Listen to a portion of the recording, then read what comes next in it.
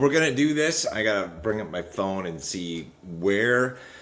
Make sure this thing is working. This is a special live stream. We can talk some investing and all that stuff. If you want to join the conversation in a bit, we will. We can talk about crypto. We can talk about tariffs. We can talk about whatever. For a little bit, I'll stick around for a while. It probably won't be too long. Although I imagine this live stream is probably going to go like an hour. That's just the way things usually have been going. So if you want to join a voice discussion later, make sure you join Discord and go down to the general open discussion. You can join that channel and then just chime in. I'm just gonna. This is like I just want to start this out. This is gonna be a fun live stream. I'm covering some different stuff here. If you don't know what the Mandela effect is, it's an interesting thing. I am a time traveler or a universe reality traveler. I come from a timeline where, as a kid, I read books that was a collection of Bernstein Bears, not Berenstain Bears, Bernstein Bears. And when I was like in junior high, I had T-shirts from Fruit of the Loom that had a cornucopia on them, and I wasn't hallucinating. At least I don't think so. Millions of other people were too. And it always reminded me of Thanksgiving, cornucopia. And now I find myself in a timeline of reality in which the Fruit of the Loom logo never had a cornucopia. And there were never such things as Bernstein Bears books. It was always Berenstain, which is not my reality. I also come from reality where a YouTuber who talks about high yield dividends, his name is Khmer. Actually, that's not his real name, but he goes by Khmer online. He announced a couple days ago that he was quitting all social media, getting off of YouTube because it was too political. It was just too much, and he needed to kind of bow out. And he hid all or made private all the videos on his channel, and then lo and behold, and that was a huge. I talked about that. Other people talked about that. It was a huge hit to his community, and then lo and behold, it's like a little magical fairy. What the fuck did I just do here? Get me back. See, I'm from a different timeline. I can't handle my shit here. This world is just not made for me. I find myself in just wacko world. I'm going to talk about a couple things. I'm going to talk about Khmer. I'm going to talk about some of the hidden messages. The hidden messages that should warn us all. I'm going to give you a preview of this. I'm going to come back and I'm going to talk about some stuff. But we're going to take a look at this. I'm going to talk about imagery. I'm going to talk about stuff like this. We're looking at a thumbnail coming off of the intro video of Khmer's videos. And I downloaded the one he released because I was like, it's probably going to disappear. So I'm going to talk a little bit about imagery, hidden meanings, hidden hand, hidden stuff. We'll do that. Conspiracy series stuff. Conspiracy theory stuff. I love that kind of stuff. I love that kind of stuff. It's all over. Imagery is all over. You see it in Hollywood, Illuminati shit all over the place. It's crazy. If you haven't seen some of the new ads, commercials coming out from like KFC, it's messed up, man. And my coffee mug is like disappearing. That's kind of cool. Should I slurp on my coffee? I won't. Okay, so I want to say this. I'll come back to this image, but in the world of, in the real world, we as humans have had to fight off animals to survive. Okay, and in the wild, we've had to figure out how to evolve, how to survive, and nature has a way of painting dangerous animals and things to tell us not to fucking eat the plant, not to eat the animal, not to approach the animal, not to do stuff. And it usually does it with like, markings, brilliant colors, stuff like this. You also find this in the world of dating, guys that are out there.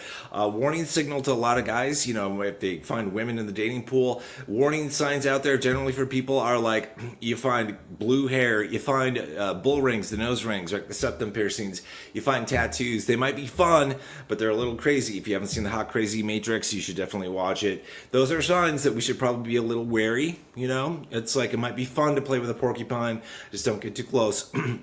So this should serve as a warning call. This is like signaling. So if you're not into conspiracies and like mass psychology hypnosis shit, basically the masters of the universe who attempt to, in my opinion, try to sway public perception and all that stuff and control the world, they basically have to tell us, what they're doing. And so it's like, so we should listen when we are being told things, when we're hearing music, when we're watching video. So we should listen to things. Listen to what you hear. Oh, I can't stand that guy. Sorry. What did you just hear? Okay, warning signals. I want to take a look at this imagery. I just paused it right here. What do we see? Let's just image. It's so important. This stuff is all over in Hollywood, whatever. This is a brilliant intro. It's highly condensed, very short, very quick. It precedes all video content that Khmer's been putting out. Let's take a look at what we have here. One of the things in Illuminati shit and messing with the public is like sometimes the messages are reversed. So if you take the thumbnail that you're looking at right now, basically, it's not a thumbnail, it's just a screen cap basically of the video. We reverse it as if it were in a mirror, we would see something completely different. This chart to the just the uninitiated person's eye would look like money go up. Money go up. Money is going up. There's a stack of dollar bills with some angel wings on it, and it's going up to heaven, right? And there's a dollar sign with up there with two, not just one. Two I don't know, lines through it. So that this is programming. I'm telling you, this is programming. Okay, just like if you aren't into this stuff, this is. So now to like unwind the mass hypnosis that people are being programmed with in this very short clip that precedes everything. I want you to take a look. I want you to mirror this image. I want you to reverse it. I want you to imagine the line not going up but going down, right? And that the stack of dollar bills with the angel wings is up high, and the dollar sign with two bars through it is down low, like it's a fallen angel, right? Going into the depths of Hades. The portfolio valley is going, and that's kind of what's been happening because Mr. Khmer's portfolio, I think, started out, and other people remember this too. I don't know. He's made it all his videos private, but I think and they think too, I think it was like 160 grand or something. Now it's down to like 40. So money is not going up, it's going down. But it doesn't matter. He said many times nav erosion doesn't matter. He doesn't give a damn, quote unquote, about nav erosion. So it's that's what it is. But this is just, it's a yeah. Also, another place where I stopped this frame, I didn't capture this before, but I'm so glad I hit the pause button right where I did. Okay, so we have on the left-hand side of this image here, we have what looks to be Khmer holding up a sign, a paddle of some kind, with I don't know what those are. Are those like? Is it like? It kind of looks like Pokemon. It kind of looks like butterflies. It kind of looks like it's symbolic. It's something. Maybe it's something. I don't know what it is, but it's like it's signaling to him. He says he works for the military. Okay, huge red flag right there. I have huge respect for the military, but guess what? The U.S. government, in cooperation with the military, they've done a really lot of whacked up weird shit that hasn't been good for us. I just want to put this out there. Like, you can do your research. A lot of conspiracy theories are true. They're proven true. Like, you just give it 6 to 9 months. Or a couple decades and it's all good. We just found out, it just got leaked. If you didn't catch this, it sounds like Adolf Hitler did not actually die in Germany in World War II. That motherfucker actually was helped to escape to fucking Argentina. This is what it was like in the CIA files or something. It just got like leaked. This is, and for a long time it's been talked about that a lot of the Nazis actually escaped to Argentina. This is pretty well known, but apparently, like Hitler, the dude himself, potentially even made it. So what we are being told about history, taught about history, what's being repeated on the news, all that kind of shit, it's programming. It's programming. So whatever this means, if somebody would like to, like, I don't know, I will highlight whatever you do. If you can decode what the hell that symbol is, or the meaning of that symbolism that Khmer is holding up in that paddle right there, because I believe that he could be a plant. I believe that there could be a problem here, much bigger than what anybody on YouTube has ever talked about. They just talk about dividends. They just talk about the problem with his portfolio, about him being over leveraged. But I think we have a much bigger problem. Right? We aren't talking about it. We aren't aware of it. I am trying to do a community service here and say, what the fuck is going on here? There's a problem. I see there's a problem. There's a guy in a jumpsuit on the right. I don't know what he's doing. Is he going to dance? He's like, this is great. This is great. I have no idea. There's just imagery in here that, to me, I find disturbing. Fanta says, dude on the right looks like that chick from Kill Bill. Yes, imagery. I like this. That's a nice clue we could head there. Kill Bill. Yeah. Okay. So Khmer said that he was told to get off social media, and YouTube is social media, by his commanding officer. He has therefore, in my opinion, because he didn't say anything that he got permission to do it, he has violated the orders of his CO. And thus, I mean, based on his actions, I'm going to show you some stuff. Somebody went into Khmer's Discord the other day, recorded the voice chat between Khmer and his community, and some of the things that Khmer says. Khmer said he's not coming back, to YouTube for a year until he takes off his uniform, quote unquote.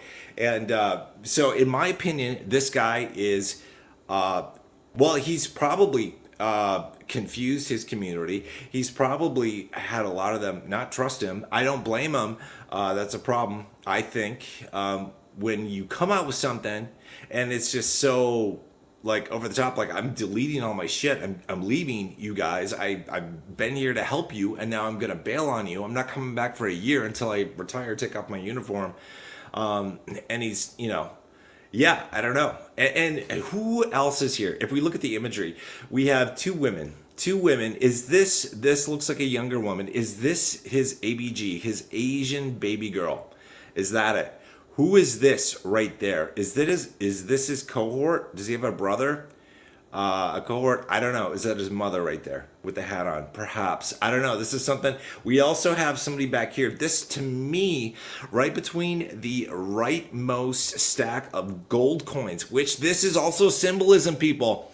He's saying cash flow is king, and yet we see stacks of gold. What is that telling you? We have been taught, the conspiracy theorists, the people out there have talked about a reset of the financial system, going back to the gold system. Is Khmer one of the leaders and telling us that we are going back to a gold-backed financial system? That fiat currency based on air, based on nothing, based on promises by politicians is just going away? Perhaps. I don't know. This is interesting. But there is, I believe, this is a hidden Khmer right here. I don't know if I'm going to try to increase the size of this. This is not working. That does not increase it. Will this do it? This will do it. Okay, do you see what I'm trying to say here? This dude right here, little hard to see, little blurry. I just paused the video. I don't want to even like unpause it because I'm going to miss this frame. This guy kind of looks like Khmer, kind of. The guy over here doesn't quite look like Khmer. Like, he looks like a henchman. Perhaps it's just the eyes or the nose or something's going on. This guy does look like the male version of Kill Bill character. For sure. I think this is ABG right there. This concerns me. This imagery right there on that paddle that he's holding up. This is sort of like when you are at an auction and you are bidding for an item, at these high-end, high-roller auctions, and they'll hold up a paddle and they'll say, I'm gonna take that, and they've got their number on there. So I would take this to mean that imagery is Khmer's number, whatever that is. If anybody is an expert in symbology and they want to do some research, this would be an awesome, awesome thing. I'm trying to look there. Is there like a unicorn, a rabbit, a pig? Well, let's see. I would guess a pig, a horse or a unicorn, and then something that looks like a Pokemon, something. And then there's like this, I don't know what that is. Is that corn? Is that grain above there? Is that just a party hat? Could be a party hat. I don't know. This looks interesting. Anyway, enough with that. This right here, I want to preserve this for YouTube. I want you to look at this and consider this. I would love to hear thoughts on what this is. So, Join Jen said, asked the question, did Khmer start a new YouTube channel or just reactivate it? He actually posted a video on his High Yield Dividend Warriors channel. He made everything else private. So if you go to his channel right now, it looks like there's just one channel. So I'll just back up. I'll show you what that looks like. So if you search for, I'm zooming in. So this is what his High Yield Dividend Warriors channel looks like right now. There's just one video. Everything else has been made private. It's gone. So that's the scoop. I think We Khmer's is still basically empty. I haven't looked at it. But yeah, anyway, so I just want to play a few clips. So the coach from THB He actually renamed his channel. Live off dividends and options now! Exclamation point. So let's just hear what he had to say at the intro, and then later on we're gonna skip around. I didn't listen to this whole thing. I just got a few things. I want to hear what some of the other members of the community are saying. So here we go. In the day, but I am honestly in total disbelief because apparently We the Khmers has returned mere days later after he said he was gone from YouTube for at least a year. So, in my opinion, if it's not obvious already, this guy's lost all credibility. And, unfortunately, I just kind of have to take the gloves off at this point because, this is absolutely ridiculous. When you say you're gone for a year until you take off your uniform and you come right back, you've pretty much lost all credibility. But anyway, we'll get into all that. Let me get Discord going.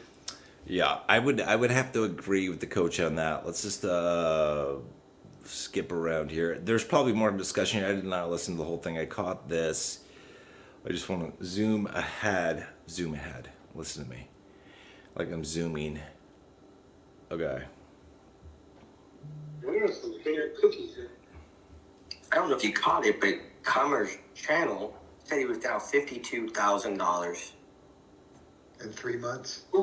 I think he had it on a 3-month timeline. I don't know how long he spent in Robinhood, but if I'm not mistaken, so everything he deleted, people have it. It's all kind of archived out there. But if you go way back, he was up to like I want to say he was up to 220,000 at one point. He went all the way from there. In the Schwab account, he was in Schwab. It's way easier to see how much. Well, that's why he moved it to kind of obfuscate. Like he moved it to cover his tracks, basically, because he was up to that. Now he's down to like 40 or 50. So that's a big drop.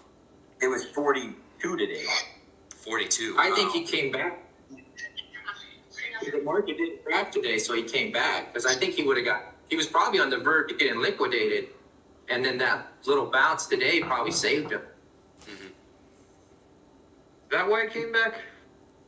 I think. I'm not sure because those 2 days, Thursday and Friday, were bad. He had to be. I bet his margin requirement, deposit this much money, was probably huge, and he was probably freaking out. But I think Robinhood gives you a couple days before they start, selling your stuff. He said today in his channel on the screenshot he was showing now. That could be an old screenshot. That he had $600 or something, right? But I can tell you, Friday, I owed, $400, $300 to Schwab. And it's only gone up since then. Today it's $600 for myself. All right, let's go over to somebody actually. This is if you search for We the Khmers, the final hour on YouTube, you'll find this. Somebody who had access to Khmer's Discord recorded the voice conversation that was happening a few days ago, where Khmer was basically shutting down his channel, handing over the mod control to other people, and saying he was going to leave. Okay, so I'm not gonna listen to the whole thing. Most of the time of this, you can listen to it. It's I want to give kudos to Khmer's community because you can hear conversations. If you listen to the whole thing, they were doing conversations, really good ones about how do they continue from this point since Khmer was leaving, and who should be in charge of it, how should they manage it, what should be discussed, all that kind of stuff. So I have to give them kudos for that. I'm just gonna catch a couple places where Khmer is talking, and because I had listened to this a couple times after it was posted, and based on what Khmer was saying and how he was saying it, because it's not just the words that you say, it's the way in which you say it conveys a lot, and it can tell somebody are you being sincere, are you not, are you trying to hide something, is there something else that really is going on, are you trying to say something different, all that kind of stuff. You could hear a lot in somebody's the voice inflection, all that shit. You know what I'm talking about. So we're just gonna go to a couple places here. We're gonna come back and you can watch this whole thing. We the Khmers, the final hour. This is posted. Somebody captured this, super gold. I'm glad that people did, or somebody did, whoever this is. That's cool. All right, man. I just want to make sure you're still here. I can't be involved in politics, you know that. Sounds good. I have all my content. What's going on, peeps? Coming to you from Eastern North Carolina. We're standing by. And let it all cool down. It's a hot topic right now. There's people actively They're just hot topics right now in the government. By the government. Okay, buddy. All right, so then let's see, 23. There's a whole bunch of places where Khmer was talking, but Sound right. That makes sense? I hope you guys understand that. Yeah, we understand, man. We understand. I think those who've been with me from the beginning, when I first started the journey, I always said, "Hey, stop talking about it. Stop talking about it." And I thought it was, I thought it'd be fine, now since after the election, but I shouldn't. In the day, it's still not good. Matter of fact, it's even worse because it's so polarizing. all right, I gotta pause for a second because I just saw this is like, okay, shit. Okay, I gotta go back to this. So a Christian introspective gamer says we're going back to this right here. The figure on the right is Bruce Lee. Yes, looks like Bruce Lee. Very similar, though, to the Kill Bill woman. What is her name? Can't remember. Figure on the right is A Game of Death, the movie he died during the filming. So this could symbolize that, with the image that we're being shown here is that portfolio go up, money go up, and that cash is king, the angel wings on the stack of cash. But if you take the mirror reverse image of this, it's actually the portfolio go down. If you look at all yield max funds, they basically, most of all of them look like this over the long term.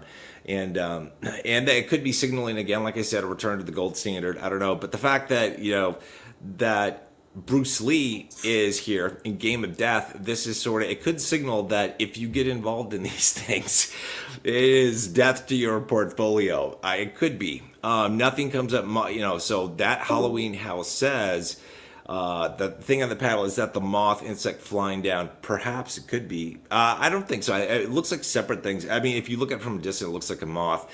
Like, what is that? There's like some ancient goddess, creature, Mothra, I think. I don't know what the hell it was up to, or I don't think this is it. It looks like three separate things, and then that, whatever that thing is, it looks like I don't know, pieces of rice, grain, something. Let's see. Fanta says nothing comes up in Google Lens for the paddle. Yeah. How Crypto says TH, like, what the hell? Probably, I don't know. Hi, Ethan. How you doing? All right. Okay, so all right, so Uma Thurman, yes, thank you. That's Kansas Plowboy. Thank you, Uma Thurman. Yes, thank you for that. But it does look very similar. Like Bruce, it's basically, maybe they did a spoof actually in Kill Bill. They probably did this where the movie was based off of Bruce Lee in Game of Death, right? And that's the outfit that she was wearing, perhaps, because this is like, if you look up, if we just look up Kill Bill. This is, I'm pretty sure, like that's it. I mean, that's pretty damn close. That is pretty damn close. We get the black stripes down the side. That's what she's got. This, let's just see. Let's do a search for Bruce Lee. Bruce Lee, Game of Death. Let's see what comes up. So this is his outfit. This is his jumpsuit or whatever you want to call it. That's it. So that's what they did. They probably did a spoof on this in the Kill Bill with Uma there. But this is interesting imagery. Like, I'm just saying, like, I love conspiracy shit. And yeah, let me just, how do I move this? Hide. Okay, so I love conspiracy shit, and it's like the imagery that people use is absolutely crazy. It's a little disturbing. Have you guys ever seen, like, there's a video that was put out. It's really messed up. I mean, it's called I Pet Goat. And there's a lot of hidden messages in there about a lot of shit. I'm just going to bring it up. If you guys haven't ever seen this, this is, I'm just going to give you some previews of this. It's kind of disturbing. And it's like, and they have, I'm look at the original one, iPet Go 2, iPet Go 1. I think is it iPet Go 2? Is this the one I was looking at?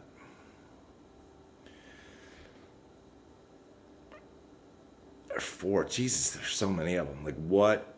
So there is a lot. Like if you watch these, I mean, this how, like let me squelch the volume here.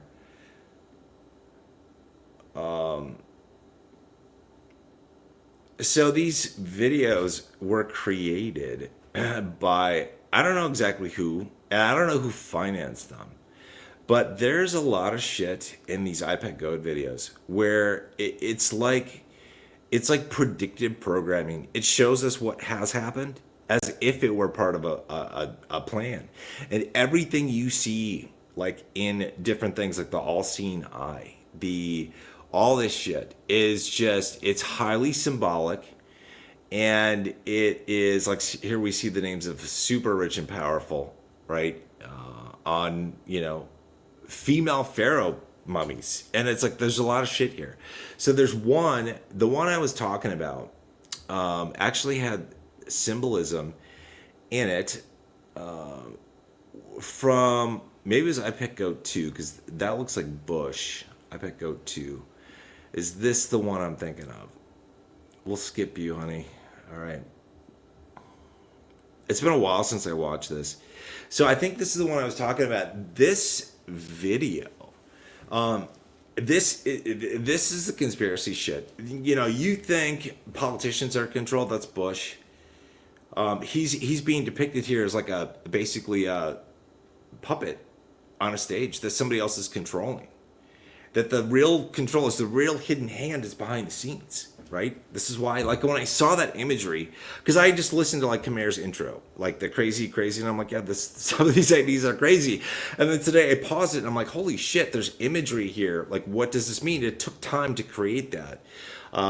So I think there's a bigger picture here. I'm just trying to like expose unknowns here. But this video, everything about this, people have analyzed this video, like the picture that's hanging on the wall of the United States, the things that are written on the chalkboard, the checkerboard Masonic floor, the girl with the apple in the circle, all this has extreme imagery and ties in with world events that either recently happened or recently happened prior to the filming or making of this video, or happened afterwards. It's almost like, in this shit right here, all this is deep in symbolism.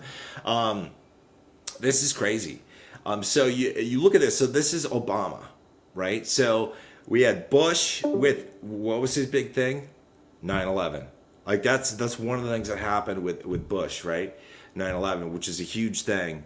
And then Obama, right? And it's like all this it's crazy when you look at this kind of stuff. And I just have to see if I can find, this is fucked up. You need to look at this KFC new commercial 2025. I saw this.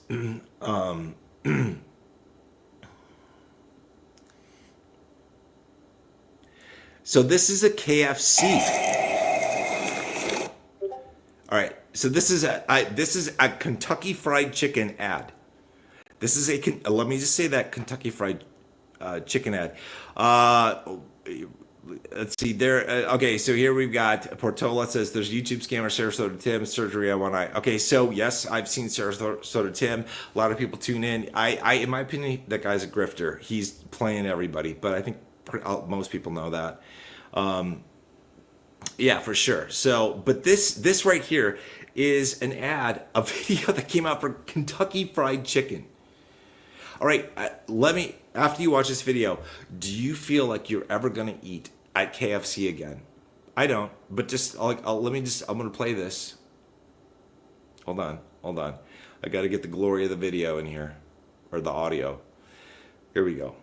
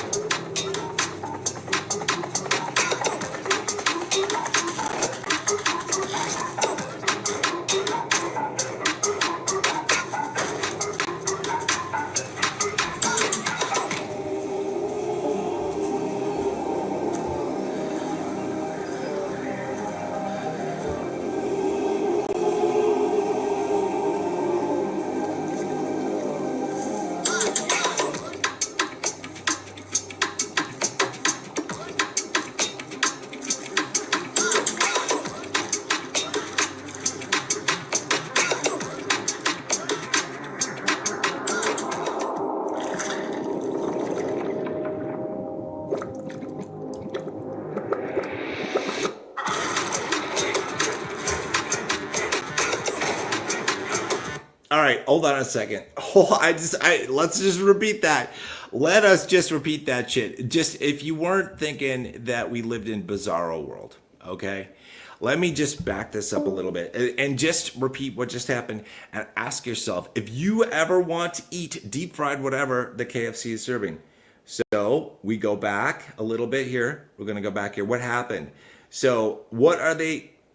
Okay, so they took these sick, twisted people, fill movies, everything with a lot of hidden symbolism. So what do we see here? We see a person, a human being dipped in a vat of, I don't know, mud, something, grossness, right?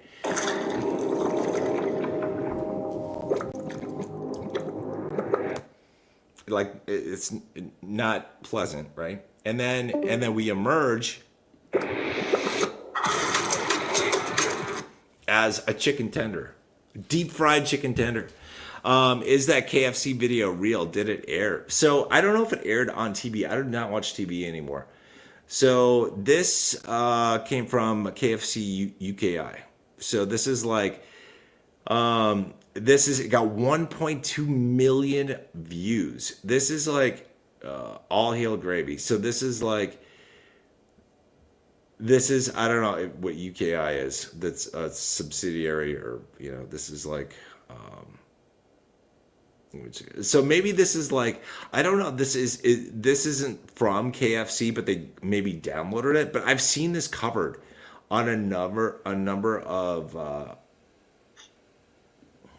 He's got an all-seeing eye, a pyramid with the eye. That is part of one of the Masonic signs. Turn around here. Some of the world's greatest mysteries include the Hanging Gardens of Babylon. Were they real? What really goes on in the Bermuda Triangle? But more importantly, what are the KFC 11 herbs and spices? I have tried everything in my power. It's really interesting. Like, it's super interesting. Anyway, so to get this back to investing, again, it is my theory. Again, it's a theory. A theory is just like an idea. It has no proof. It's like when you learn this in, like, I don't know, middle school. Like, there's a theory, and then there's when theory starts to become, a hypothesis comes first, then a theory, then proof of whatever. So, anyway, it's my hypothesis. I'll just say that Khmer is not who he seems. The Khmer is some kind of plant. That this whole thing is a psyop. I'm just putting that out there. May not be right, but there is a lot of symbolism here with the stuff that's going on. Again, just to repeat what I said, like if you mirror this, because a lot of things are reverse in symbolism. So it's like we have a stack of dollar bills, dollar bill, y'all, with angel wings on it and portfolio value going up. Okay, so and where I stopped it before, we had the double dollar sign. Let's see if I can just play this and try to stop it where we can see this. Freaking ads. Okay. Oh shit, so you gotta be fast. I was gonna actually download this, put this in Premiere and see if I could cut this out, maybe use it as like a, I gotta reload this shit. See, it's like, this is like trying to like,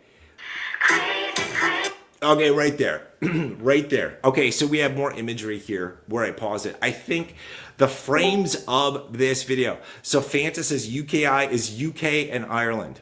Okay, so that's like the UK and Ireland arms of KFC. And if that's actually their official channel, holy shit, like let me bounce over to this. And they were talking about secret societies, and they were talking about the all-seeing eye. Like if you haven't looked into this shit is all over the place. Like we see celebrities, there's like the Black Eye Club, there's all this shit. You gotta eat, what the fuck is going on? Epstein is just like Epstein Island, and that whole thing is just like the tip of the iceberg. Diddy, all that shit, nothing in comparison, I think, what's actually going on. But anyway, investing, this is the first time that I have become aware of imagery that is anything like this being used in the world of investing. So there's a lot of stuff here to unpack. And I'm gonna, so here we got the 2 bars through it. So if you mirror this, it's more like your dollar go down in If you're in yield max, I think this whole thing is a setup. And then we have a stack of gold coins, so it could be a return to the gold standard is like the hidden message here. We have some chicas in back. We got 2 of them back here, right? And this one isn't wearing a striped outfit. There's some kind of wording here. There's like a necklace of some kind right there. Necklace on the dude. Necklace. There's a lot of stuff. I love this shit. I've never run into this in investing. And it never even occurred to me to even look at this intro. I think I love this kind of stuff. I think it's very cool. So you can pause and press comma or period to advance frames to frames in YouTube. Thank you, Fanta. Okay, so we're gonna try that. So Fanta gets a credit for this. Let's just do this, and then we're gonna end. We'll talk about other actual investing stuff, but this is so fun. Okay, so I got to use comma. Okay, so let's just take this frame by frame. We're gonna back it up here. We're gonna do this. This is like, okay, so right here, whoever this is, I don't know who that is. He's lying on the ground. He's got a smile, but he's lying on the ground like he's dead, but he's happy to be dead. This moves so fast. I need to open this in Premiere and see what's actually going on here. Again, the people right there. Oh, there's a third chick now. So we had chick on the left. We got chick on the right. Chick on the left and right have striped outfits. The third one that's next to whoever that is, solid outfit. Okay, so we got the dollar sign, two stripes through it. We got gold starting out, like gold is the key, and then we got the little angel wings. Oh, you see the dollar make you holler sign? It disappears, goes in and out. You see this? You see that? It's like you're chasing something that you're never gonna get. That's kind of what it's telling me. And if you really want true financials, the true wealth is in gold. I think that's a hidden message here. But let's just go ahead and let's see what else is in the frames here, and then we're going to turn it over to the group. We'll just talk about whatever we want. We got the dollar sign coming back. What do we got here? Come on. Okay, so now we have a switch up in the layout. We got, different women have appeared. If that's Khmer in the middle and the back, he's got a harem. Because I count 1, 2.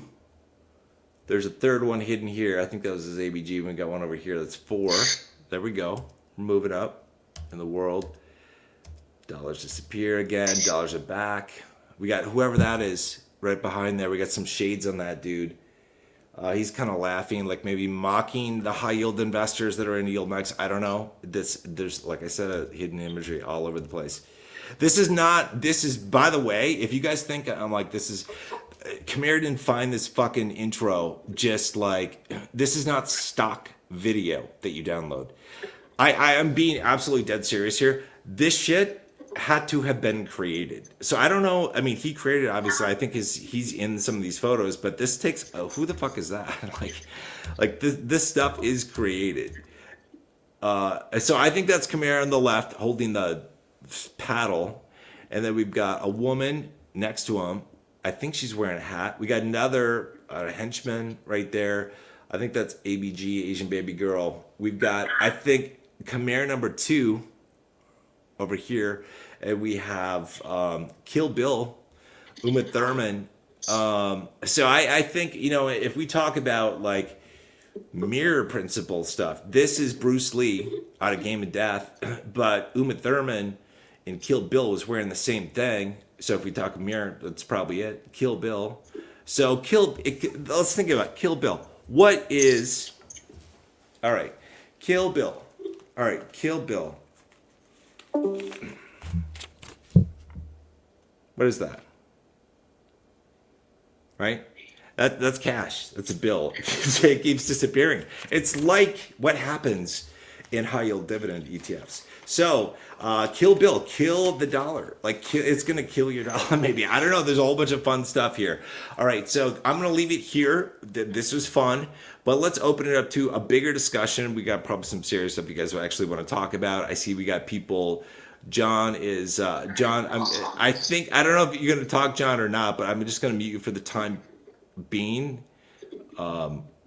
Just because it sounds like you got an open mic. So ask a question here. We got Noam says these guys don't fully understand the risks of leverage. How the fuck do I fix this so I'm not, that's too much of me. There we go. That's better. These guys don't understand the fully understand the risks of using leverage. I would agree. I think debt in general, like people are never taught about the risks of debt, whether it's a credit card, a car loan, student loans, mortgage, because they just want you to sign up. They don't give you the details. Even if they do, it's on small, tiny print, and they don't want you to. They want it to. Honestly, they want it to kind of harm you, because their best bet is that you default on your mortgage, and that they've collected all the payments from you over time, and that they then can take your property if you fail to continue to make your payments, just like they can repo your car. Just like if you do not pay margin maintenance and you get a margin call, they can potentially liquidate your account. They're not going to lose. It's like the house in gambling. They're going to always win on average. So, but yeah, that's part of the problem. Okay. Looks like they need a plumber. Yeah, that's the problem with the KFC. Let's see, what's your view? Okay, actual questions related to investing. What's your view on LTM becoming an ETF? Who's going to trust Grayscale if they screw over the investors who are already deep into the premium play? So yeah, so this irritates me. So on the one hand, so I think LTCN will become an ETF. I think the question is timing. So I can see that the SEC would approve, it would approve the Litecoin ETF. That's too much me. We're gonna undo this here. I would think that the SEC would approve the Litecoin ETF from like Canary, and I think there might be one from BlackRock, somebody said. But I don't, if we are actually in the bull run, if the bull run starts and we have premiums on LTCN, I cannot see that the SEC would actually agree to convert it to an ETF, because that would screw over investors. I've said this before, because the SEC says, I mean, they say what they want. The government says they're on your side. Whether you believe them or not, that's up to you. But the SEC says it's there to protect investors. So if that's the case, and we are riding, high on premiums at the start of the bull run before it's an ETF, and then they want to convert it to ETF, it's going to absolutely screw over investors. Because if we're like a 5x premium, right, and then it drops back to NAV, that's an 80% drop in the price of your portfolio. Tell me if you think you would be happy about that. I'd be pissed. So would everybody. And that's just with a 5x premium.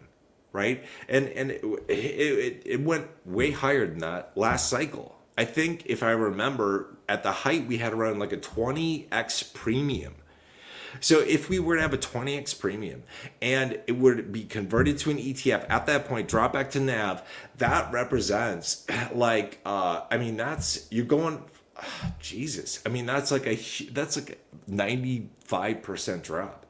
That's crazy. It's, you would not want that. None of us would be happy at the SEC. So I would think that if we are in the bull run, and that's when the SEC has time to actually consider converting LTCN to an ETF, they would probably not, if they are truly on the side of investors, right? But I don't know, because it would screw over everybody. We'd see the trust prices absolutely collapse. But if they do it before the bull run starts, then they could be like, well, it doesn't really matter, because we're so close to NAV right now that they'd probably be like, whatever. And people who bought in at a discount, when we were under a premium, then they benefit, because they bought it at a discount. They're coming up to NAV. A lot of people, at least on average, if you look at their cost basis when they probably bought in when there was some kind of premium, which means they're going to get screwed a little bit. But hopefully a conversion to an ETF, and just the fact that we have a Litecoin ETF out there from Canary or whoever is good. it will benefit Litecoin and hopefully propel Litecoin to greater heights. It just beyond what it would have done in the bull run. Okay, so that's kind of how I look at things. If you want more of a guarantee of a premium play, I would say that at this point, BCHG is probably a safer bet because nobody's talking about a Bitcoin Cash ETF. That's probably going to happen next cycle or before next cycle. But I would be very surprised if something like that came along. So I think we're safe on BCHG. It's just LTCN. We don't know. There's a lot of questions here. I was really happy to see that the SEC delayed the ETF decision. I don't think they gave details on how long they were going to delay the ETF. So I don't know. That Halloween House says, is he saying that gold is going to kill the dollar bill? Maybe. This could be. The stack of gold coins there is getting bigger from left to right. But again, if we're going to use a mirror principle, it's the opposite, right? It's the opposite. So it's like if you look at the value of your dollar going down, that the stack of gold is getting smaller, which would also line up with the fact that people think that not all the gold that's supposed to be in Fort Knox, for example, is actually there. Could be. I don't think we've audited Fort Knox yet. Doge and Elon was talking about, but I don't think it's been done yet. So interested, how to crypto says interested in Grayscale too. Are we just waiting for alt season? Yeah, we are. I want to talk about this too because people, they get discouraged and stuff. Obviously, when we're just moving sideways and down and things have been delayed. Somebody asked me is alt season over? And did it come and go? Did we miss the boat? Did it already happen? And I'm going to say no. And I'm pretty confident in that because I'll just show you a chart here of MicroStrategy. MicroStrategy isn't crypto, but they're so tightly correlated with it that they basically are. So if we look at the past, right, the last crypto cycle back here, starting at the end of 2020, pumping through and some of the altcoins ran until 2022. Not all of them did, but we can see that MicroStrategy did well, throughout the bull run, and then this down here was considered crypto winter. Okay, the crater. So if we look at this is like a secondary indicator as to are we done? Did it already happen? Yes or no? It didn't already happen because we're not through a cycle yet. Bitcoin is still doing its thing. It's going up and down, right? But we're not through the Bitcoin cycle. We're not through MicroStrategy or Coinbase. So MicroStrategy is still up here, and it's probably going to go higher. Some people think it's going to go up to $1,000 or so. Maybe it will. Maybe it won't. Maybe it'll go higher. I don't know, but. I would have to see if I were to consider the fact that this crypto cycle is not going to happen or that it already happened and we missed the boat last year. I would have to see the secondary things like MicroStrategy and Coinbase already have returned basically to their crypto winter bear market lows or thereabouts, and they're not. So we're just getting going. So this is what things are still good. Let's look at Coinbase because that's another indicator. Coinbase didn't moon as much as MicroStrategy, and we don't have the full chart for Coinbase because it didn't get publicly listed. Let me get myself out of the way here or move that. So it didn't actually get listed. It didn't get listed until April of 21. So we were already a lot of the altcoins are already pumping. They started in January of 21. So we don't know if Coinbase had been listed, what it would have been at. But we saw that it kind of in the same time corresponding to MicroStrategy, that really summer of 2022 signaled the start of crypto winter, right? And it wasn't until fall of 23 where we started to kind of come out. And we started to go up here. Coinbase is still doing its thing. I don't think this is going back down here. I think, maybe temporarily, but I think it's going to go up because we're not done. Altcoins have not done their thing. And crypto did not die just because there are tariffs, just because there are, big economic questions that people have. So, yeah. Neil says, do you own any Bitcoin? Yeah, I do. So, but just a little bit, man, just a little bit of Bitcoin. Because I mean, there's value in it. Like it's it's the gold, right? That's what people say in crypto. So I own some of it. However, the value of Bitcoin is not going to perform as well as probably altcoins. But I don't know. I mean, this cycle, it might have a fucking awesome cycle. So BTC, let's just go to CoinMarketCap here. We'll get a better chart. Market cap. So if we look at Bitcoin, so the bear market lows were around 17,000. They're about 16, just under, around 17. So, some people think it can hit, reasonably well, like 150K this cycle. That's kind of one of the most conservative estimates that I've seen it for Bitcoin prediction. Some people think it could get closer to 250,000 this cycle. That's a possibility. I don't know how that it would go higher than that. But let's say let's say it did a 10x, right? Well, actually it made it down to, what did it make it down to? 15, just under 16,000. So from bear market lows, let's say the bear market low is about 16,000 for some easy math. Let's say it makes it up to 160,000, probably like a reasonable number, I would think, this cycle. Can't guarantee it, obviously. But that would be a 10x. And that's actually really good for Bitcoin, because Bitcoin is super high market cap. It's a top dog. That's a huge move for Bitcoin if we actually do a 10x this cycle. But last cycle in 2020, when I was going heavy into crypto, I just looked at things and looked at potential returns of stuff. And I was like, well, I think I can make more money in altcoins than Bitcoin, which is why I don't do it. However, next cycle, I am going to get into probably the Bitcoin ETFs, because here's the way I look at it. Like they're the front runner to altcoins. So next cycle, I'm going to do things different and hopefully smarter. And instead of going into grayscale in the bear market, I'm going to go into Coinbase, MicroStrategy, DEFTF, CYFRF, Bitcoin ETFs, maybe even an Ethereum ETF prior to getting into grayscale, because you can just do better, especially like a MicroStrategy or DEFTF. Just freaking amazing returns. If you can pull a 10x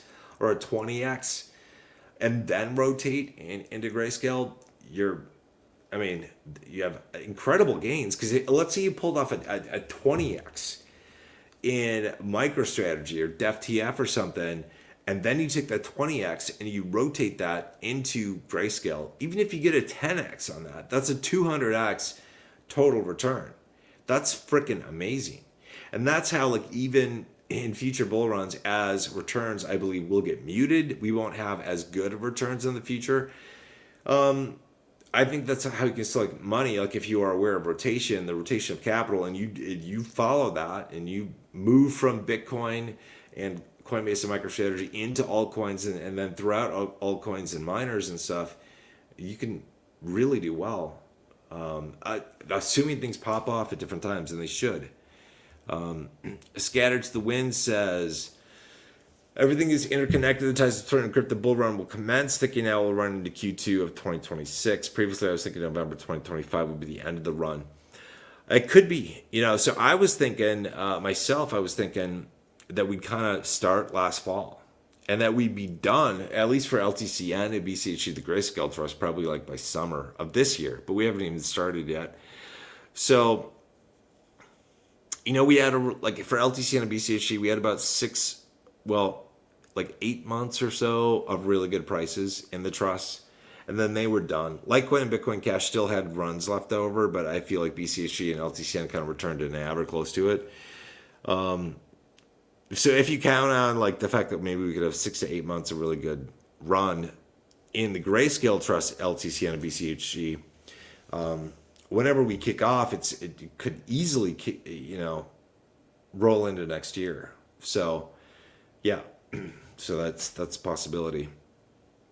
So Ethan, is it the Berenstein Bears or the Berenstain Bears? I think it is the Bernstein Bears. So it's your first example that you gave there, minus the E between the R. Because I think the way I remember this, because I thought it was weird. I thought it was spelled like this, Bernstein. Right? But there is no such thing and never has been such a thing as Bernstein Bears. Bernstein Bears. All this is like, they say it's a fucking Mandela effect, and so this is the current way that they say it has always been. Berenstain, like you made a stain on something, right? Berenstain. But when I was a kid, and a lot of other people remember this too, in my timeline where I'm from, I'm a time traveler / world jumper / wherever the hell I am, some magical creature like a whole bunch of other people are. It was Bernstein, Bernstein. And I always remember that as a kid. I was like, why is it spelled this way? That's weird. So that's where I'm from. And Fruit of the Loom. This is the big one. Well, there are a lot of them out there. Fruit of the Loom cornucopia. So that logo right there, that I distinctly remember on my t-shirts and probably on my underwear too when I was in like middle school. That's what the logo was right there. With the cornucopia. So, but that has never existed. It's never existed. It's just been a figment of people's imagination. Millions of people have had that figment of imagination. So I don't know what kind of reality is really weird. It's very weird. And I don't, people who take psychotropic drugs, like whether it's something like magic mushrooms or they drop acid or something, will see things different in this world. That, it's a little bit, it's maybe not quite what we perceive as being reality. Stanford University actually did a study on what is reality as how we perceive reality. And they came to the conclusion that what we see as being reality is nothing more than like a shared hallucination. So basically we're all doing drugs, as it were, dreaming this world up, which is really, it's a weird one. So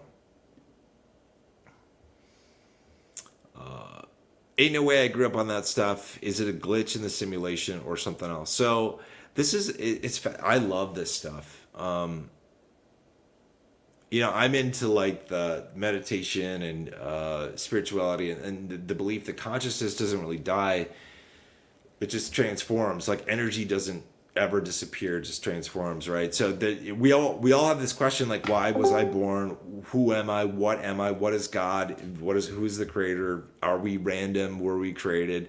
What happens to us after we die? It's fascinating stuff. I love that kind of stuff. And it's a very interesting world for sure. I think it's just, we probably figure it out once we're dead. Hey, Ron, how you doing? How to Crypto says, do you foresee unemployment to rise and a recession in 2026? A possibility. Like I'm not an expert in this stuff at all. I have to listen to other people just like you do. I listen to people who like talk about kind of the doom porn stuff, like what's going wrong in society, right? Like what's what are the indicators that we might be having problems? And whether it's from like the debt levels that people have or their spending habits, like doom spending or unemployment, all that kind of stuff. And it's, I don't know, I've talked about this the other day, like AI is coming for us and it will eventually cause us to have a crisis where we have large scale unemployment, I believe. In terms of like the near term, probably. That we'll have higher unemployment. As we advance as a society and we automate more things, that's the natural progression. We're gonna have bumps or I guess jumps in unemployment when we end up with economic uncertainty, because that's when companies, they want to downsize. Like if there's uncertainty, they're like, yeah, we want to scale back payroll as a preventative measure. Or some smaller businesses, for example, they can't maintain margin, they can't maintain profit, they have to let people go. For whatever reason, because cost of goods and services increased or whatever. So we could see that in terms of whether we hit a recession. I would say, I don't know, but it kind of feels like we're due for one. I mean, it's not like recessions happen once in a lifetime. They happen multiple times in a lifetime. We're due for one. In my opinion, I don't know when, but sometime soon. So perhaps everything, all the changes that are happening in society, whether it's like tariff war shit or the debt crisis or whatever, this stuff could kick off a recession. Somebody made a comment on a video I put out yesterday, I think, and they say, the signs of a recession are like when strippers start getting laid off, or people start smoking cigarettes less, or drinking alcohol less. I don't know about that. I feel like I feel like it's the opposite, because I feel like when the world goes to shit and you feel like your life is going downhill, people would drink more, smoke more, and just like kind of doom spend more. Like they'd spend more on OnlyFans or the strip club or the casino, unless they really had no money. I don't know. But I feel like that's kind of what people do when they're feeling down,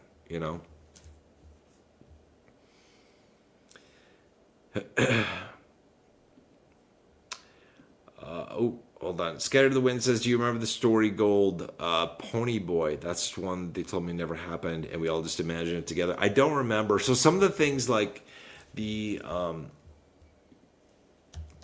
are really interesting. So one, there are a lot of them for me, like that I get rid of this here.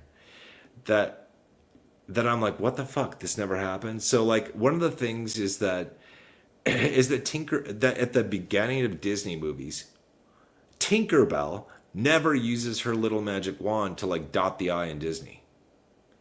And when I heard that, I was like, that's fucking bullshit. I remember that. And I'm like, are you fucking kidding me? And that has never happened. So somebody, like, I'm thankful for the creators, Tinkerbell, Disney, dotting I in Disney. Somebody put this together. They're like, this is what I remember. And I'm like, yes, motherfucker. I'm like, this is what I remember. Walt Disney intro. So this is what I remember. I think this is, yeah. So they're gonna do it. I think this is it.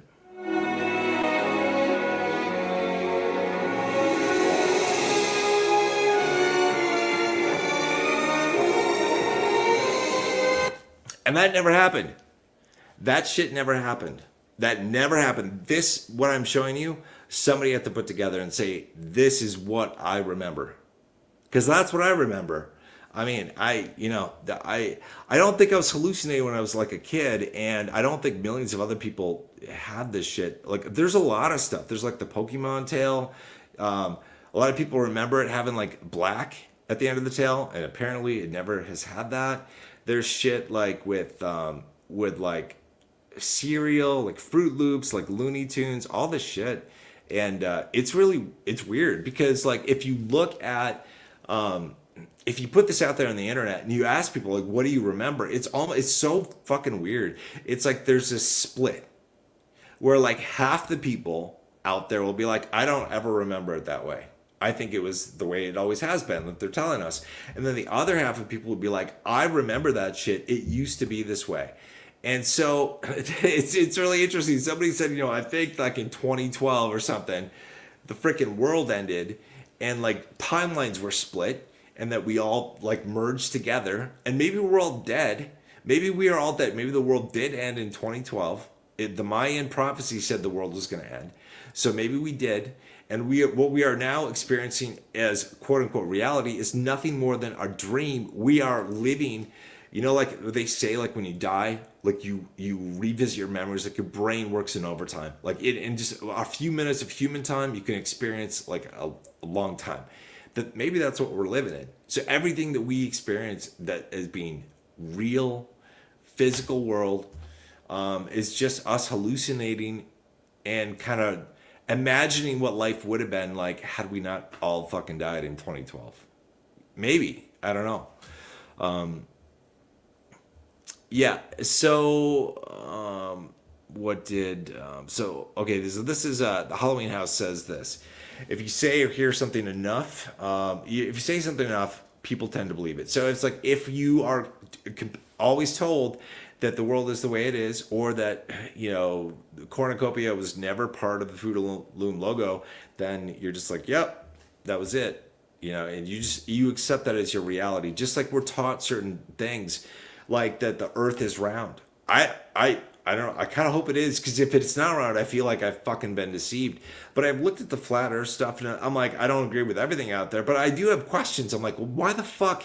I'm like, okay, if the Earth is 24,000 miles approximately in circumference, that means at the equator, we have 24 hours in a day. At the equator, you are spinning around the globe at 1,000 miles an hour. And in the Midwest of the United States, my rate of travel, spinning around the globe, is probably like 500 to 600 miles per hour. All right? Probably. I mean, I don't want to do the fucking math calculation on a goddamn sphere, but you know what I'm talking about? It's probably somewhere in there. I do not feel like I am flying around a globe at 500 or so miles per hour, and the butterflies are flying through the air nice and gently at 500 miles an hour. Because it just seems to me, people are going to say, well, the atmosphere and all that shit, they rotate at the same fucking speed. And I'm like, you know what? Air is pretty fucking viscous. Like, I'm not a complete dumbass. I don't fucking know. Like, I feel like I've just been lied to by society about so many fucking things that it pisses me off. I don't fucking know. I want to believe that space is fucking real and that we bend to the goddamn moon when we said we did, but I've seen so much shit. I'm like, how the fuck did the astronauts on the moon have a fucking phone call and with Nixon at the time, and in the fucking office, like in this, if you look at the fucking pictures of him in his office having a conversation with the fucking astronauts, there's a picture in his office of the fucking Earth from the moon. Where the fuck did that come from? Right? And how come they can have a fucking conversation across the fucking vastness of space back in the 1960s, whenever the fuck it happened, and I can't fucking get cell signal service if I dip into a fucking valley? Like, ask just like on some basic shit. But I'm like, I don't fucking know. I've seen stuff from like pilots who have said the Earth doesn't look like a globe to me. It looks kind of flat. I've heard astronauts say it's a globe. I've seen pictures. I've also seen videos and shit where it looks like the fucking astronauts in the ISS are like on guide wires. Like, they're just, you can find this shit if you look. And I'm like, why are we being lied to? It pisses me off. I don't fucking care if it's flat or round or we're spinning through the universe at 1 trillion miles an hour. I don't fucking care. Like, can somebody please be honest? Because I feel like this whole fucking world is a lie. You know what it makes me feel like? Like we're in the fucking Truman Show. Have you ever seen that movie? You should. It's like, I feel like we're in this fucking bubble. We are living life, going through struggles, learning about shit, science, engineering, paying our bills, all that stuff, procreating, right? Having fun, getting depressed, smoking, all that shit. All the stuff of life.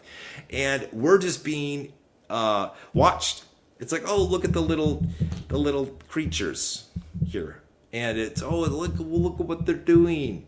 They're learning about all this shit, and let's try to fool them and do this. Let's put up a story about. Have you ever looked into like hidden history, like Tartaria or the mud flood, or how the fuck we might not actually be right now in the year 2025 because some motherfuckers decided that they wanted to hide history, and I think it was like based on what the research had found, like there were like 300 and some years added to our date to cover some shit up.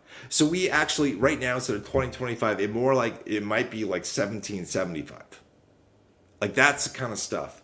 And there's a lot of, if you dig into it and you look at the people who've done research and they look at art and architecture and all this shit, and it's like, you got a point there. Like, because history is written by the fucking winners. It's not definitive. History is written by the winners.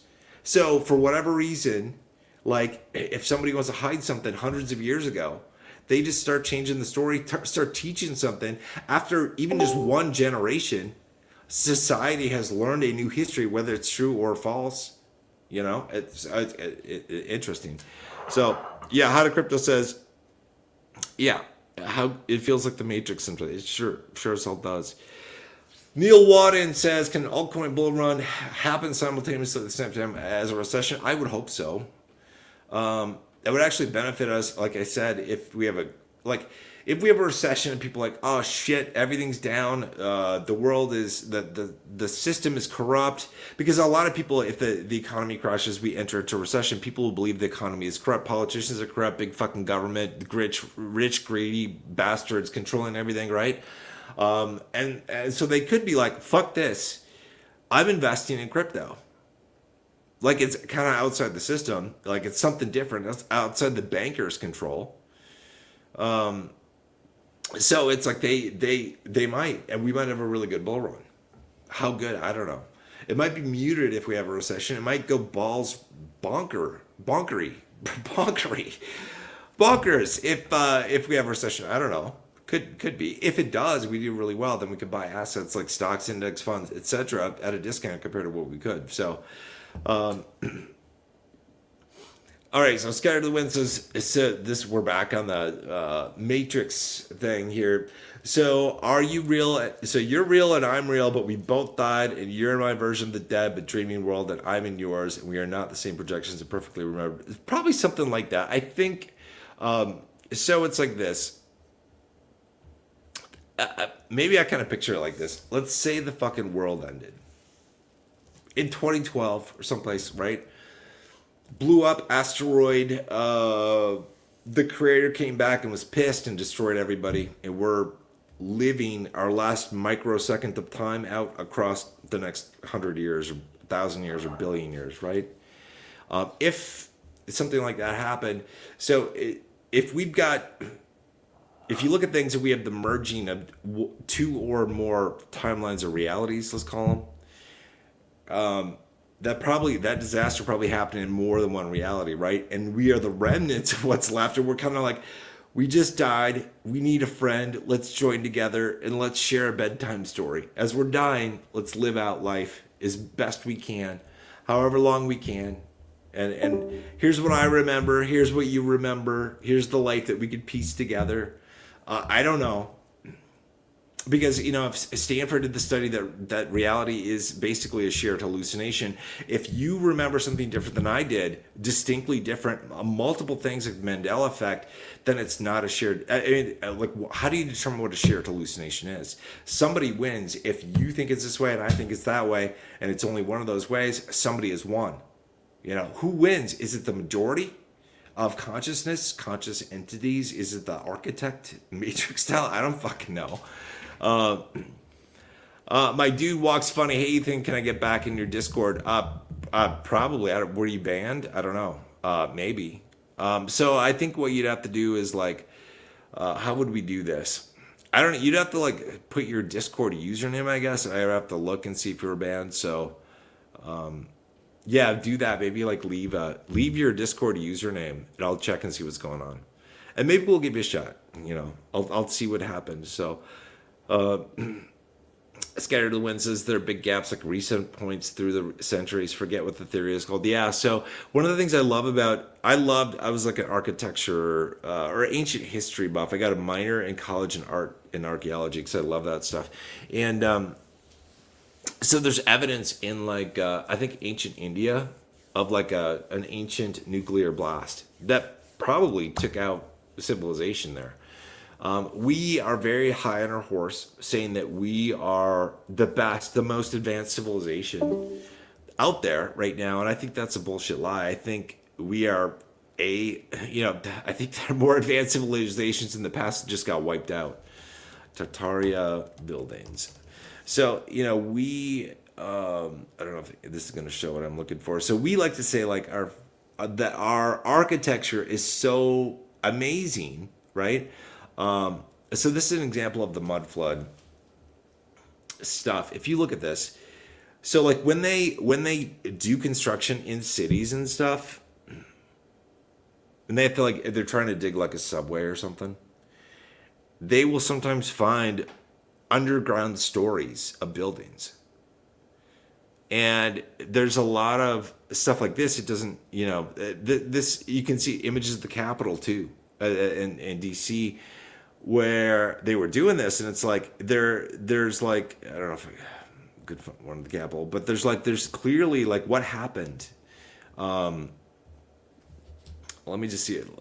It's like, I love this stuff because it's like, what happened in the past, like, and why was this hidden? Why was this not told?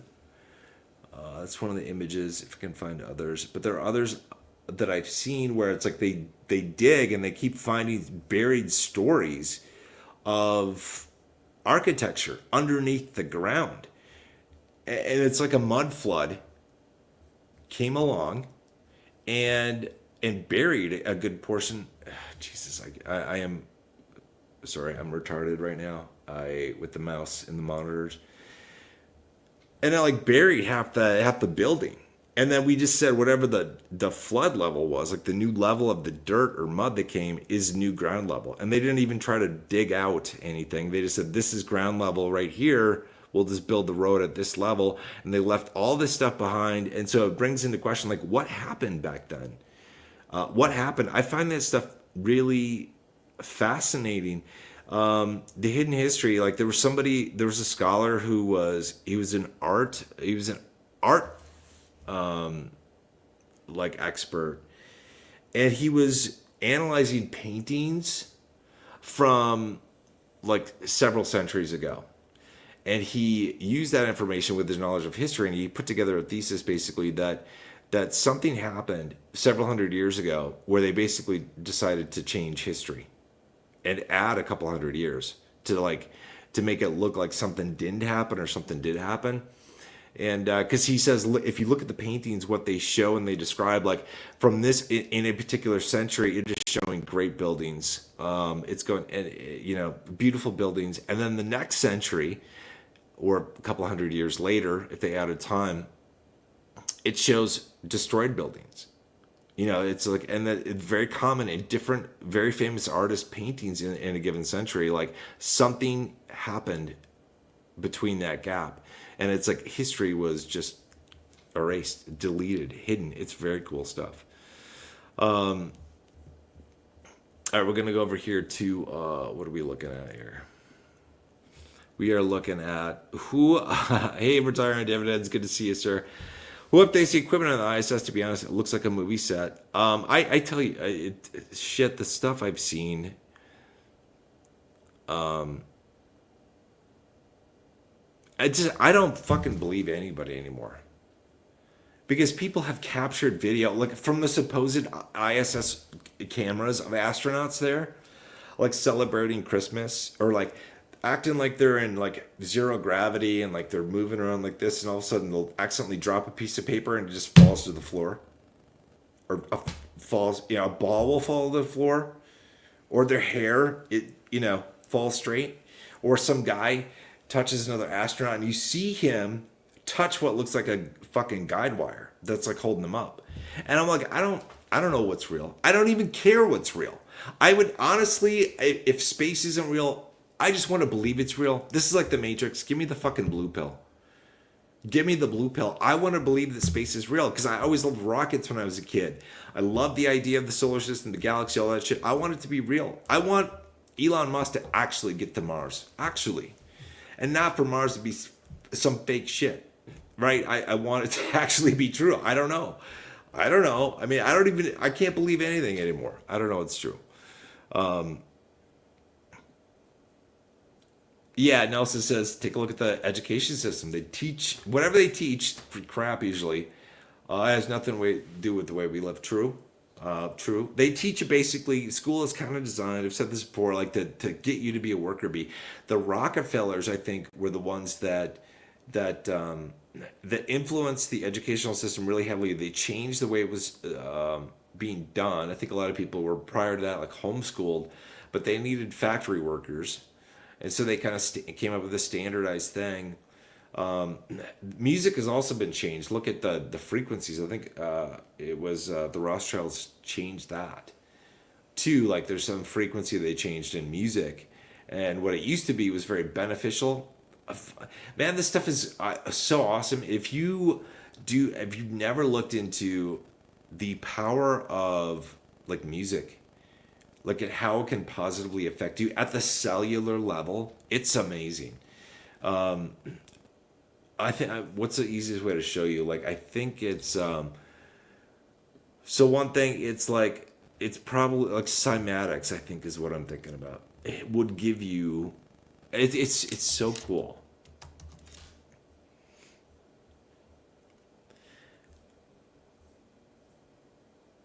So this is like, you probably all seen this. I'm gonna mute this. Freaking ads. So it's like that, depending on the frequency of something, right? That nature just has a way of like creating patterns. And if we look, there's so much beauty in our world around us. Like if you cut open a tomato or you look inside a seashell, there's so much beauty and complexity in there. I look at that and I go, that's not random. There's beauty in there. There's mathematics everywhere. It's amazing. This whole place is math. This is the fucking matrix. We are in the matrix of math. Whoever created us, our creator, we're not an accident. Somebody or something created us, right? I can't define what God is, who he is. If he's a he, I don't know. I think he's a he, I don't know. But I just, there's beauty all around. But we also live I have questions like, why are we here? Like, why are we having to go through this? So cymatics is pretty cool, but a lot of really good videos. The Biology of Belief by Bruce Lipton. Biology, if you Biology of Belief, it's just some really cool stuff, like just your belief systems. Bruce Lipton, he's super smart and really good information. All right, so we are obviously not on. Scattered the Wind says 423, something like that. 423. There was a change in the frequency of music, and this I think was people are saying it was the conspiracy. I think it was the Rothschilds who changed this. They changed the music industry. So whatever the original frequency is, if it was 432, it's supposed to be very beneficial for your body, like your cells, your organs. And the new frequency that's currently being used that was set in place like a century ago or whatever, is not.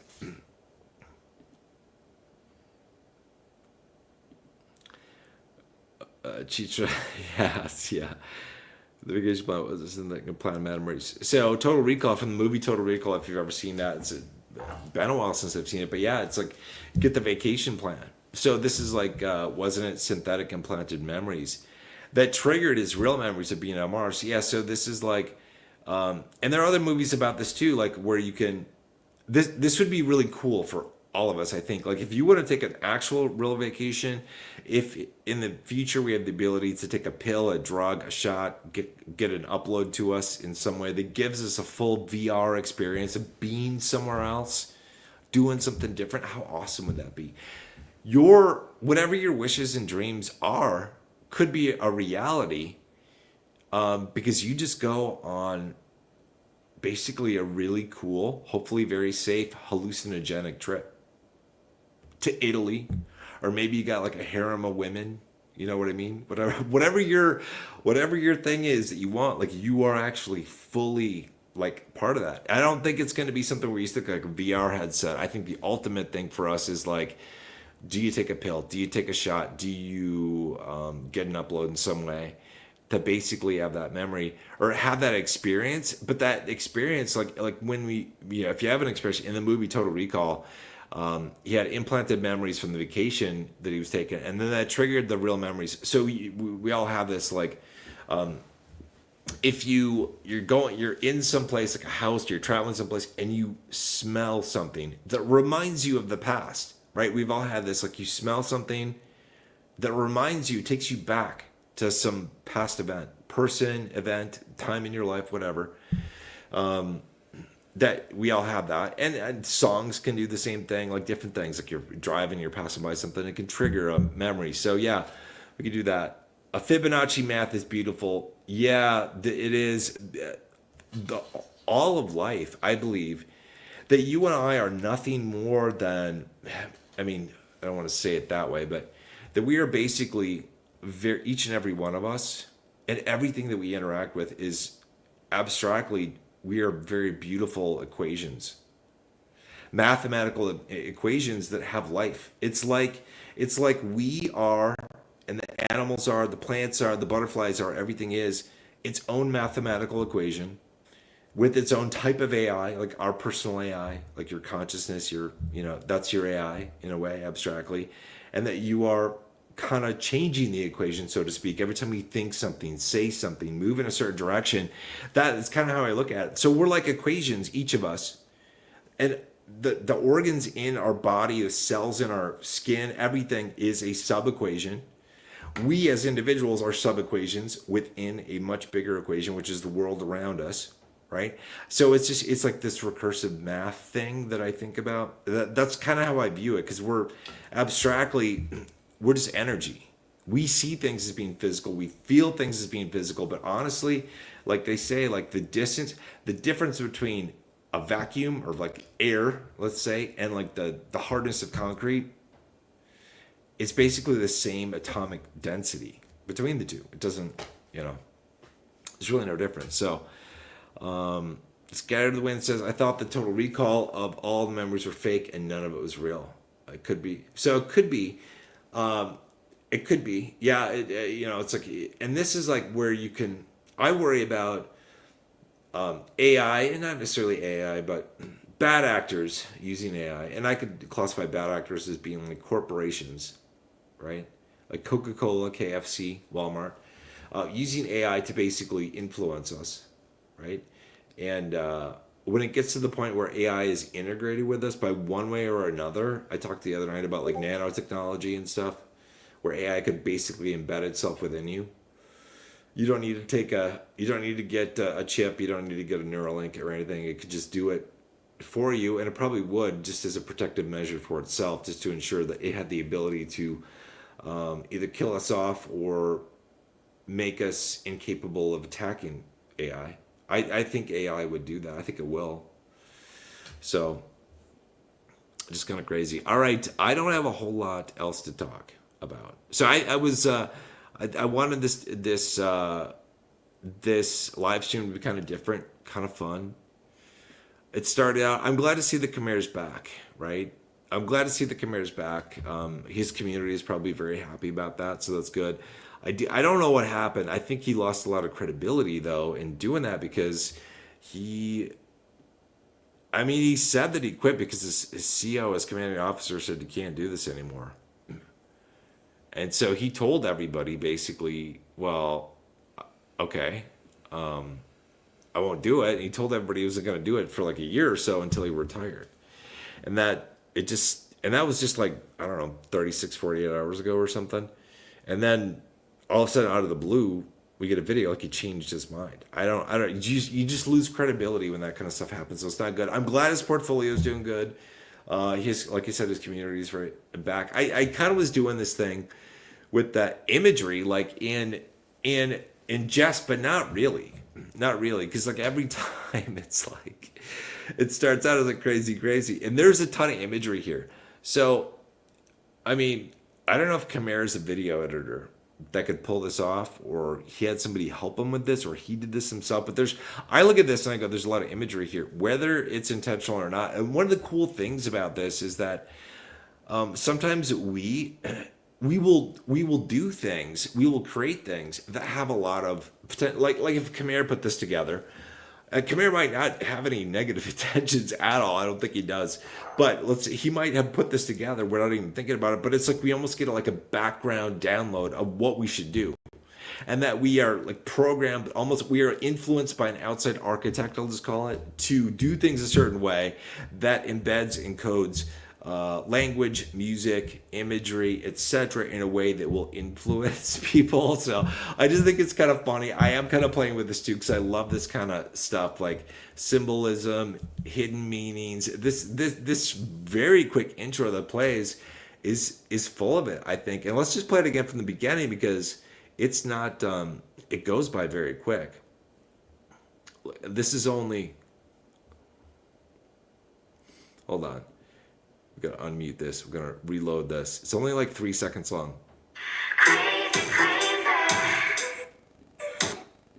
3 seconds. It's like 3 seconds. It's very quick. it's very quick. So I don't know. I don't think, just to clarify, I don't think Khmer had any nefarious things. I just think maybe he's like, I don't know. I'm just saying there's imagery there. You guys decide. It's interesting. I don't know. Think of it what you will. I'm glad to see that he's back, though. I do love the imagery. I don't know where this came from and how whoever put this together, like how they pieced it together, because it's just. I mean, I look at this and I go, well, I could say a lot of things about this, and like if I were to put a message together, it's like there's, it's like the stuff that's in here. You could ask why it is a certain way or what's happening. I love it. All right, that's gonna probably end the stream. I'm gonna end it here. Thank you guys for joining. I'll read one last thing here. Scattered to the Wind says, as in none of my memories or dreams are real, somebody gave them to me even though I don't really exist, whatever their idea is called. So this is, if you think about it, there's a lot, we could think about a lot of things, right? We think that we're in control of our life, that we make our own decisions. What if we're not? We can all say we're independent. We can say that every word we speak, every breath we take, every movement we make, everything I'm saying right now, that it's by my choice. How do I know that? I don't know that. I cannot prove that. Like, what if some program, some architect has programmed me to say these things, move these things, do these things, and convinced me that I am in charge, that it's by my choice, and I am nothing more than a program from the architect, from the creator has made and is directing at any given moment. Could I not make that argument? I think I could. You could too. I think we could. It's an interesting conversation to have, interesting, like, mind bending thing to have. It's just, I love that kind of stuff. All right, Khmer does still understand that he's going to cash back. So a lot of the returns, like from Tesla and other stuff, I think they were return to capital. And people see that as being free money, and it's not really. When you get return to capital, my understanding is that your cost basis actually drops by the dividend that you got and the amount of return to capital that you got. So when it comes time to sell that ETF, for example, you're going to get hit with a tax burden. So it's just basically delayed taxes. Plus, when they run out of your capital to give you in return capital, well, then the party's over and you're probably going to get an unexpected tax bill. I don't like the fact that he's, I hope he doesn't destroy his retirement. His portfolio is not looking very good, right? It's not looking the best. It's gone down over time. I don't like to see that, because it's also like I know he's doing the best he can in his opinion to try to help people, but I just feel like a lot of people are following him, and it could just not be good for people. Like, they don't understand things until it's too late, like what happened. Because I view, like, whatever you're invested in, it's like ultimately what really matters is not cash or cash flow, not really. Abstractly, what matters is your wealth. However you define that. Like, I don't give a shit about cash flow, like somebody giving me a fucking paycheck, handing me cash or handing me a distribution or dividend, if my fucking wealth is going down.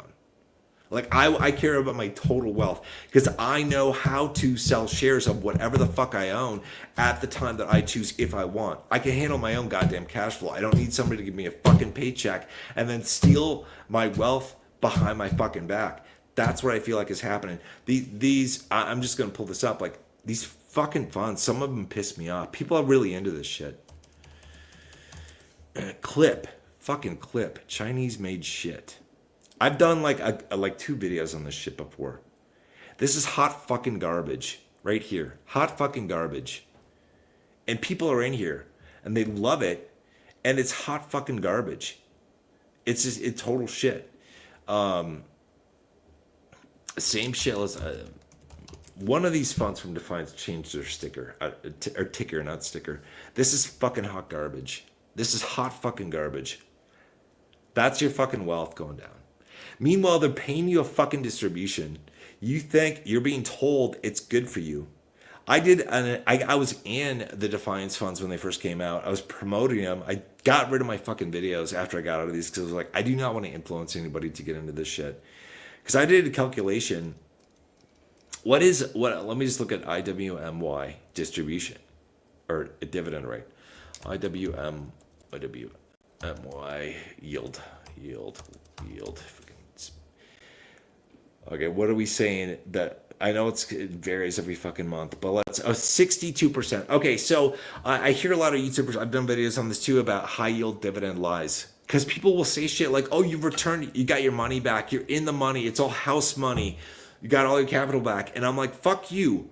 The way they do these calculations are assuming people basically are in like an IRA tax-free situation.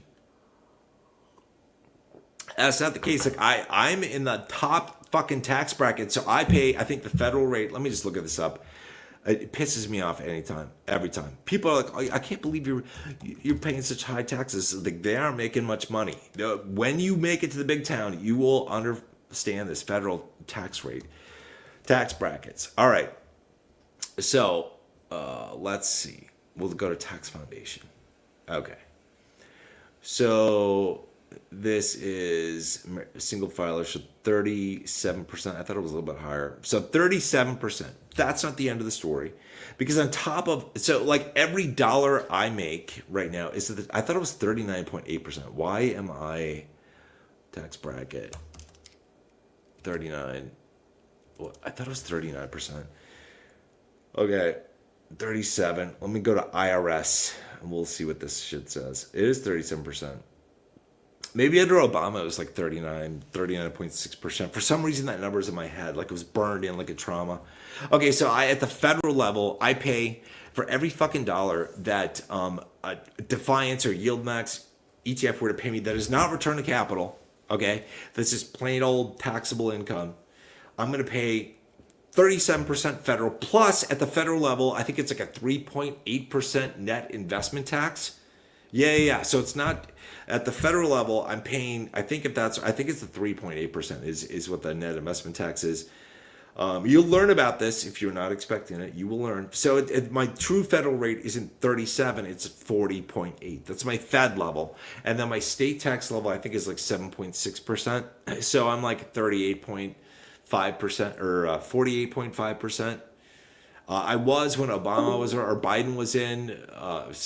I was slightly over 50% between state and federal. So basically, I go, if Defiance is paying me on average of 62%, right? That for an annual distribution, I know shit changes every fucking month, but I'm just on average, if it pays 62, that's my gross. My net, what I'm taking back, that's coming back to Papa after I pay taxes, is half of that, basically. So 31% approximately is my net fucking yield. That's all I give a shit about. What's my net? I don't fucking care what the government's taking away. I mean, I do. It pisses me off. Nothing I can do about it. My net is 31%. Let's go over and see. So this, let's say I had gotten in November, and let's say I have a year and a half in. Let's just say I've been in from day one. I've been in there for a year and a half. So I get 31% per year. I get a year and a half worth. Let's just call it like I've gotten 45% net since I got in. Let's do that. Simple fucking math. 45%. This motherfucker is down 62%. I'm just some fucking math here. Just got a little pissed off here. It's down 62%, minus 62, and then I'm up 45. What does that give me? I'm not a fucking math. I'm not even going to use a fucking. It's like 17. I'm 17, down 17 fucking percent. Who made money in this situation? The IRS made money. The state made money. Defiance made money. I didn't make any fucking money. All I'm doing is sitting around jerking off, waiting for the next fucking distribution from Defiance, and I'm wasting my fucking portfolio is withering away. And a lot of them are like this. So it's like, so Tesla. It's like same shit. It's same shit. It's just like I got into Tesla like, I think it was like August, end of July, August of 23, if I remember correctly. It was right around here. And I started promoting it and thinking that it was just gonna be kind of cyclical, like up and down. Like I could handle that. And then I started to know I bailed on it, I think right around here. Beginning of January, I think of 24 is when I sold off the last of my Tesla. Because I was like, this is not looking good. I'm glad I got rid of it. At what is now close to $22 a share, because now it's under 8. Because I mean, I just do basic math and I go, I don't care about gross yield. I care about net yield after fucking taxes, because that's where most of my money is. It's like, yeah, I know it's tax free in an IRA.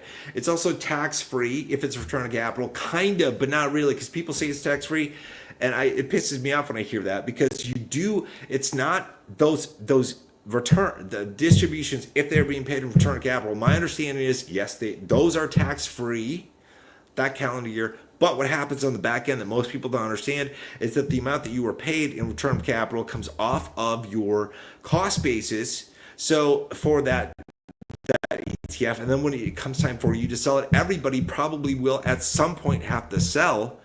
Then they will have an unexpected tax bill. It probably, or maybe it won't be that huge, because I don't know. Cost basis goes down, NAV goes down, maybe it doesn't matter. I don't know. It's just like there's it's like a delayed tax that people don't even think about. So, yeah. It's like the one of the things that I think Khmer, the mistakes he's made is that I feel like he doesn't listen to like criticism, and I get it, but a lot of it is you have to look at constructive criticism, because there were members of his community, even people that he really respected, to try to help him.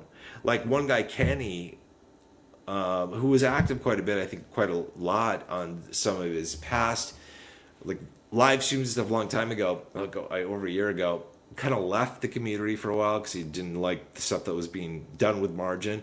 But then, from what I understand, some members of the Khmer community asked Kenny to join one of the more recent live streams. I feel like I watched that in the last 3 or 4 weeks when Kenny came back. And Kenny was on the live stream telling Khmer, like, hey, basically I'm concerned about the fact that you're over leveraged. And this is like too risky. And I don't think Khmer wanted to hear it. On the public side, Khmer kind of was like, well, okay, I get it. And then I guess he kind of went off on Kenny on Discord. But I don't have access to, I got booted off of Discord from Khmer's server, but that's my understanding. And other people have tried to help too, and Khmer isn't, open to it. It's like, whatever.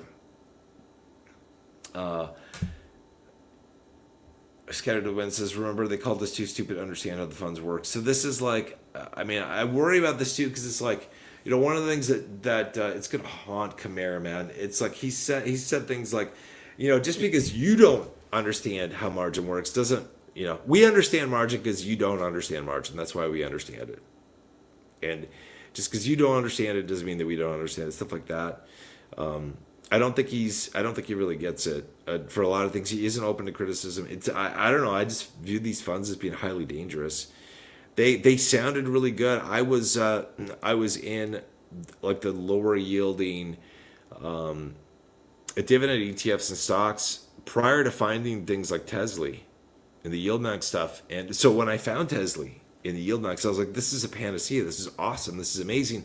But what I did find weird is that some of the long-time dividend channels that I had been following, when YieldMax came out with their stuff and we were getting really high distributions, that those channels weren't even talking about them. They still kept talking. They focused on like the solid performers like JEPI, JEPQ, SCHD, companies like McDonald's, Coca-Cola, Starbucks, stuff like that. Like one of the guys I watch is, I haven't watched him in a while, but he does a lot of work, is PPC Ian. By the way, if you guys are in dividends, like, he's a super solid guy. I really like him. I haven't seen his videos in a long time. But I used to watch him quite a bit because I used to take advice from him. I'm like, oh yeah, this is a good company. You like McDonald's? I like McDonald's. PPCEN.